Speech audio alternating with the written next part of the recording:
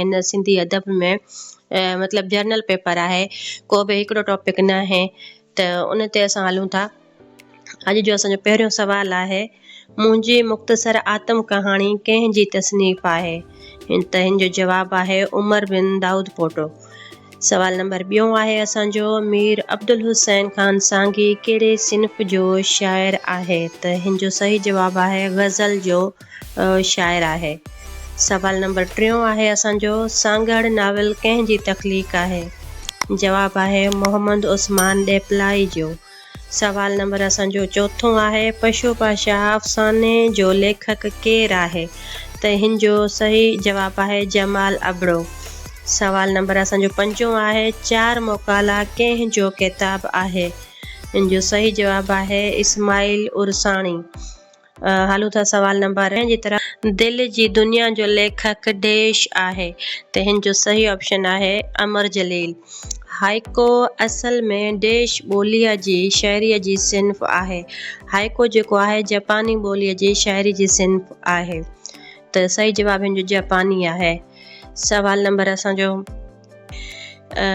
रहनुमाई शाइरी देश जी तसनीफ़ आहे? त हिन जो जवाबु आहे डॉक्टर इब्राहिम खलील। सवाल नंबर 9 आहे असांजो, लाट देश जो मजमूओ आहे? लाट जो जवाबु आहे, लाट हिकु शाइरी जो मजमूओ आहे, शाइरी जवाबु आहे हिन जो। सवाल नंबर 10 आहे, रॻूं थियूं रबाब जो ख़ालिक केरु आहे? त हिन जो जवाबु आहे तनवीर अब्बासी। सवाल नंबर 11 असांजो आहे, 34हों दर मजमूए जो लेखक केरु आहे? त हिन जो जवाबु आहे नसीम खरल। सवाल नंबर असांजो 12 आहे, मीरनि जे दौर में सिंध जी सरकारी ॿोली कहिड़ी हुई? त हिन जो सही ऑप्शन आहे फ़ारसी हुई। मीरनि जे दौर में जेका सरकारी ॿोली हुई उहा फ़ारसी हुई। सवाल नंबर असांजो 13 आहे, मिर्ज़ा कलीच बेग जो तर्जुमो कयल शाह एलिया देश आहे? त शाह एलिया जेको आहे मिर्ज़ा कलीच जो तर्जुमो कयल ड्रामो आहे। सवाल नंबर 14 आहे असांजो, बेलाइन जा ॿोल देश जो तहरीर कयल आहे? त इहो जेको आहे डॉक्टर नबी बख्श बलोच जो तहरीर कयल आहे। सवाल नंबर असांजो 15 आहे, हू ॾोथी हू ॾींहुं किताब जो मुसन्निफ़ देश आहे? त हिन जो सही जवाबु आहे पीर हसामुद्दीन राशिदी। सवाल नंबर 16 असांजो आहे, कख पन किताब जो लेखक केरु आहे? त हिन जो जवाबु आहे अली अहमद बिरोही। सवाल नंबर असांजो 17 आहे, जॾहिं मां न हूंदसि किताब जो लेखक देश आहे? त हिन जो सही जवाबु आहे अमर जलील।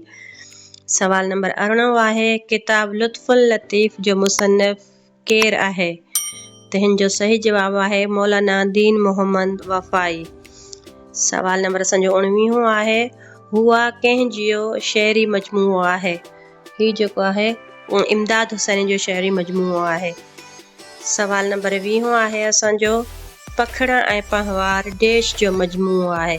त इहो जेको आहे अब्दुल करीम गदाई जो आहे, जेको मैट्रिक जी बुक में आयल आहे। ऐं जेके बि इहे सवाल आहिनि मौलाना दीन मोहम्मद वफ़ाई जो या इमदाद हुसैनी, इहे असां मैट्रिक जी बुक मां जेके आहिनि इहे आयल आहिनि। सवाल नंबर असांजो 21 आहे, किताब सोन वर्नी धरतीअ जो लेखक देश आहे? त हिन जो सही ऑप्शन आहे सलमान शेख। सवाल नंबर असांजो आहे 22, किताब बंदर बाज़ारियूं देश जो लिखियल आहे? त हिन जो सही जवाबु आहे इल्ताफ़ शेख। सवाल नंबर 23 आहे, किताब मस्कीन जहान खोसो जो लेखक देश आहे? त हिन जो जवाबु आहे मोहम्मद बख्श मजनू। सवाल नंबर 25 आहे, 24 सवाल नंबर 24 आहे, रिसालो सचर मस्त जो मुरतब देश आहे? त हिन जो सही ऑप्शन आहे उस्मान अंसारी। सवाल नंबर 25 आहे, कादर बख्श बैदल कहिड़े शहर में पैदा थियो? त हिन जो सही ऑप्शन आहे कादर बख्श बैदल जेको आहे रोहड़ी शहर। सवाल नंबर 26 असांजो आहे, सिंधी अदब जी इर्तिकाई तारीख़ जो मुसन्निफ़ देश आहे? त हिन जो जवाबु आहे अला बख्श नज़ामाणी। सवाल नंबर 27 आहे, सोन वर्नी धरती देश आहे? त त इहो पहिरियों असांजो सुवाल हुयो सोनवरनी धरती जो मुसनफ़ केरु आहे। हाणे आहे त इहो छा हुयो सिन्फ़ जे लिहाज़ खां त इहो सफ़रनामो हुयो। किताब काफ़ी जो मुसनफ़ आहे। किताब काफ़ी जो मुसनफ़ तालिबुल मौला आहे। जंब गुज़ारियम जन सी देश जी तसनीफ़ आहे त जंब गुज़ारियम जन सी जीएम सैयद जी तसनीफ़ आहे। उम्मीद आहे त तव्हांखे वीडियो पसंदि आई हूंदी। हीअ असांजो जेको आहे हिते असांजो इहो वीडियो ख़तमु थी। जेकॾहिं हिन में का बि ग़लती हुजे त इस्लाह जे लाइ कमेंट लाज़मी कजो। मिलूं था हिकु ॿी वीडियो में तमामु जल्द। तेसिताईं ॾींदा इजाज़त। ओके, अल्लाह हाफ़िज़।